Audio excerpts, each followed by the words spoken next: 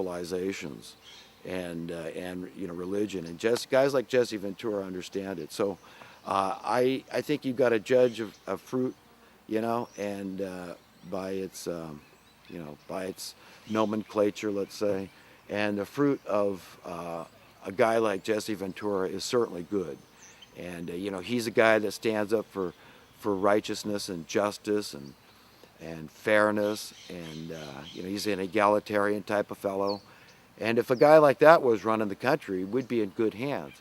But Jesse Ventura is a really smart guy. He understands things like sound currency. Guys like Ron Paul, not very many people, I could almost count them on my fingers, guys that really seem to understand how simple it would be to get to the bottom of our problems. You understand that ultimately, yes, I'm an idealist, I'm an egalitarian, I believe in full equality, equal rights, that's it. That, we're God's children born on this earth, it's all very logical and reasonable, it's not radical to suggest that this earth belongs to God, that's logic as a creator, and then we're God's children, yes, okay, made in the image and likeness of God, so in that sense we're like little gods, and that God's will for us is, as the very ultimate set of parents, is all good, that God wants nothing but the best for all his kids.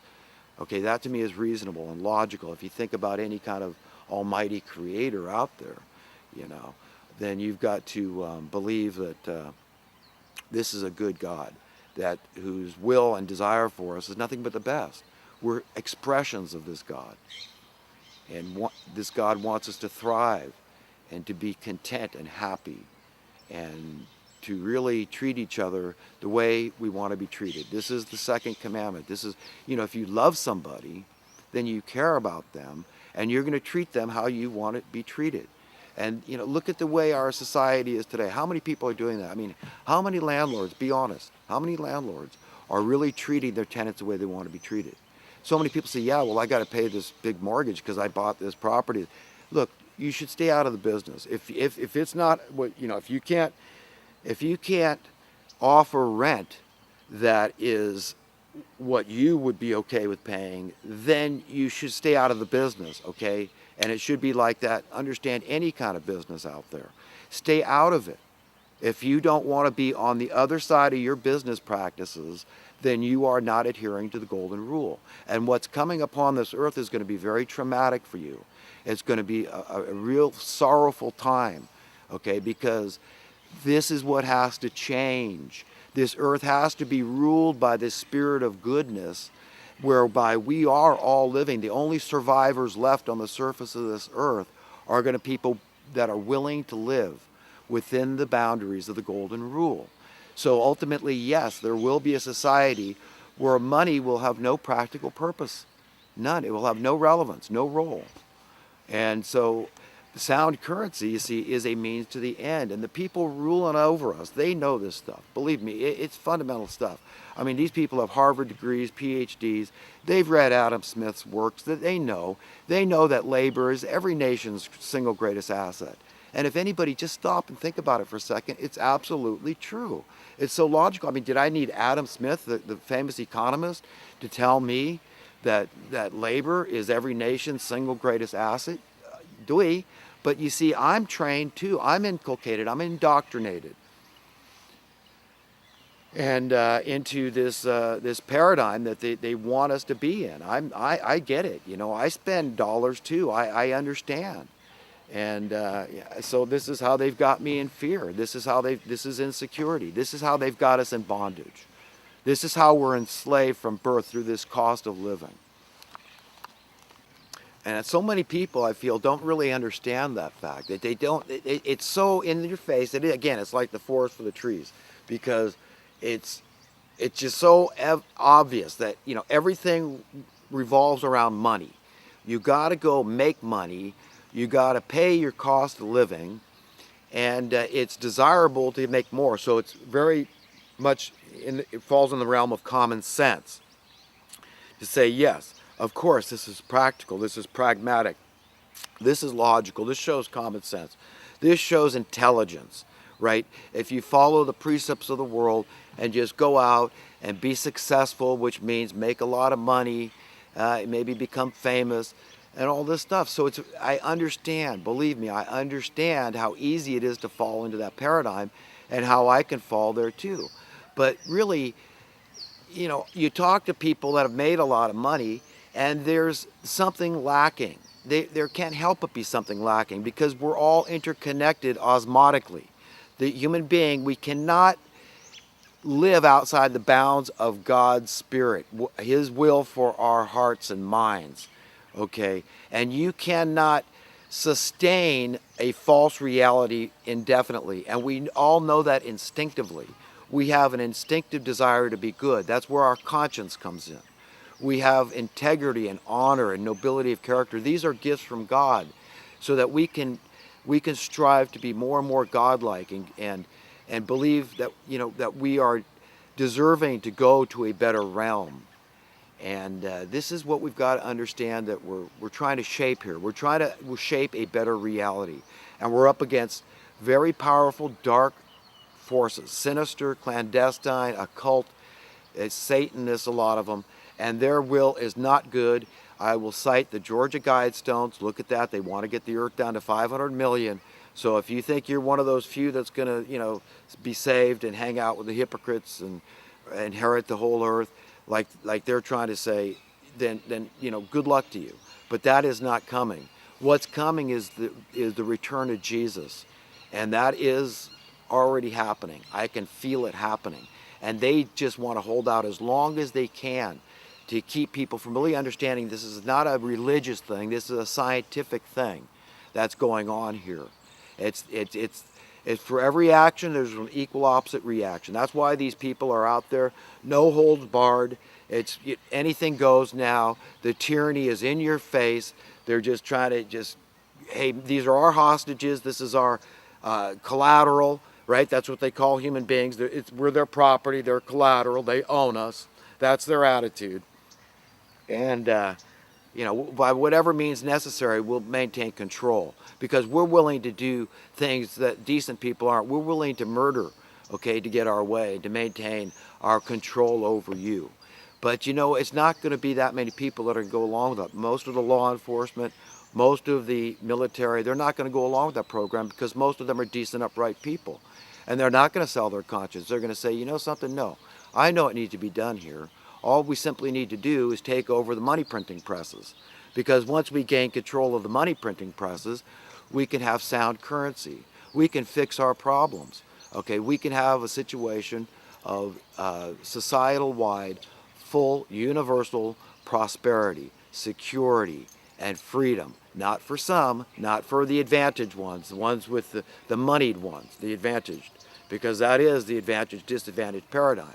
And it brings me to this idea of reverse discrimination, or what's the other term they have for reverse discrimination that we call it in this country? For some reason, this term always eludes me. But anyhow, this idea, automatically, whenever you play favorites to one group or individual, then you automatically discriminate against the other group or individuals. It's inevitable. You can't help it. There's nothing that can be done. That's just the advantage-disadvantage paradigm. It's like privileged and unprivileged. It's that situation. And it's never fair. It's never works. It just creates animosity. And it's nothing that we want anything to do with. We want to fix our problems. And these people are going to fight tooth and nail to keep us from fixing our problems. It all has to do with the money. It all has to do with things like debt. They're telling us we're in debt.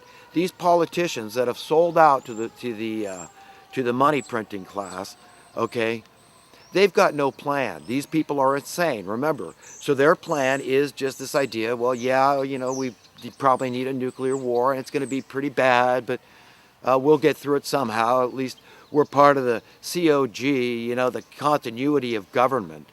And so we're going to be safe underground.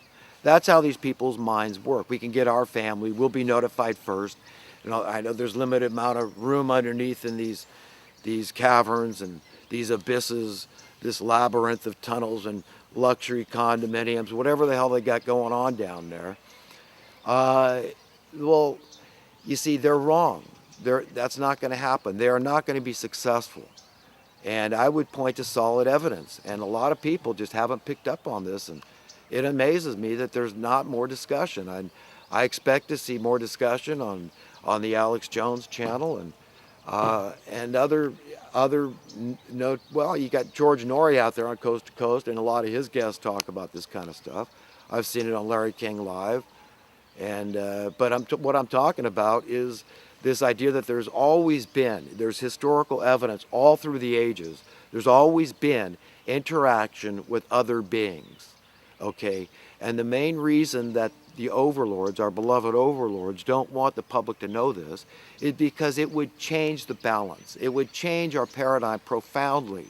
If we were taught, as soon as we're ready, which is probably kindergarten, these facts, these that have nothing to do with religion. See, they'll label this stuff like you're religious or you're a nut, or maybe whatever. There's this laughter curtain and this mockery when really the majority of people all around the world believe in this, at least this possibility that indeed there's other beings in the universe, that it's a big universe, right?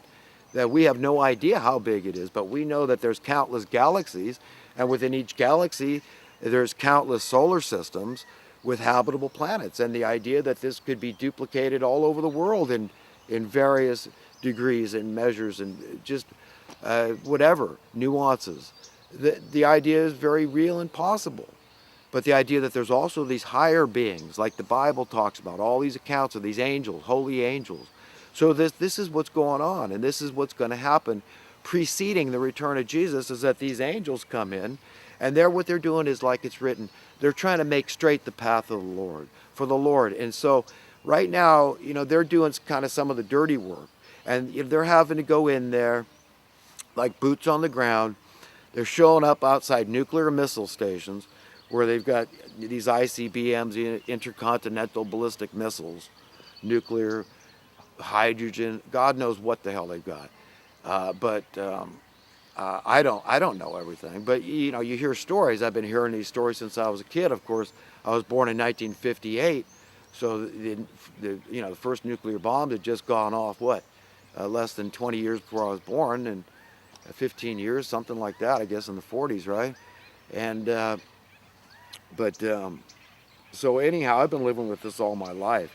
But when I was a teenager, people started joking about it. This poster was circulating around at that time in the early 70s, and it had this whole list of steps to take in case of a nuclear war. And the very last step that we should take is just simply bend over and kiss your ass goodbye, because that's about the size of it. When you understand the implications of actually having a nuclear holocaust, you don't worry about getting hit head on by one of these bombs, but what would happen it would create a nuclear winter.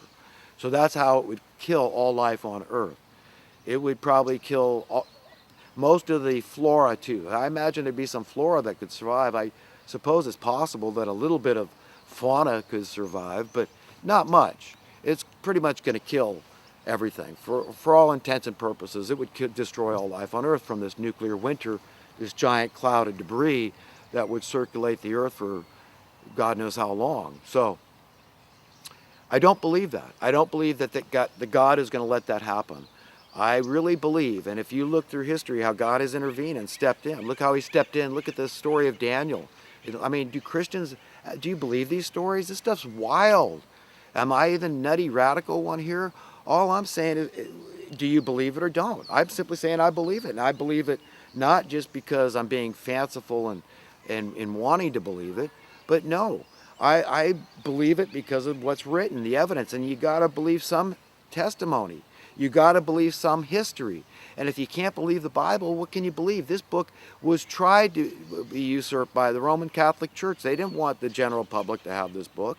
A lot of people don't know that. And to this day, they don't encourage their followers to study the Bible and to really learn about the teachings of Jesus. Then they would be rendered irrelevant, because Jesus said, you don't need to go anywhere. You go in your closet. You have church wherever you want. I consider this a form of preaching. For me, this is very purgative. That I can do God's will. I can stand up and I can say, this is who I am. I could be on record and be the Illuminati whisperer, and I can talk to, because I know that the people in security are probably watching. They got a monitor free speech, right? So I assume that somehow my message gets back to a few people in high places. If anybody, it's probably going to the NSA first, right? But at any rate, you know, I can say anything I have to say because I'm totally nonviolent. You know, I really get that. I hate violence. I never want to use violence. Yes, I have acted violently before in my life. I've done some things that later I regret it.